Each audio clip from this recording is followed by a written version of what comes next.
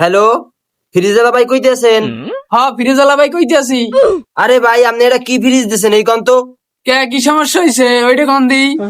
আরে ফ্রিজ আনার সময় আপনি আমারে কইছেন যে ফ্রিজের মধ্যে সব জিনিস আমি রাখতে পারবো। হ্যাঁ তা কি হইছে? আরে হেন না আমার বউ গরম গরম মুড়ি বাজছে মুড়ির টিনটা আমার দেশে, যে যাও এই মুড়ির টিনটা ফ্রিজের মধ্যে থো। ফ্রিজের মধ্যে থুই আমি পরের দিন সকালে ফ্রিজ খুললে মুড়ি দেখতে চাই, আমি ভাবছি কি মুড়ি করকরা থাকবে। ভালো মতো চাইয়ে দেখি কি মুড়ি ফের নিন্না হয়ে গেছে। মানছি তো দূরের কথা, কুত্তই এই মুড়ির দিক চায় না। মুড়ি ফ্রিজে থইবেন কা? মুড়ি বাদে অন্য কিছু থইতে পারেন না? মুড়ি তুলতে কইলে যাইবি। হ্যাঁ থুইছিলামই তো, কি থইছিলেন? বিস্কুট থুইছিলাম।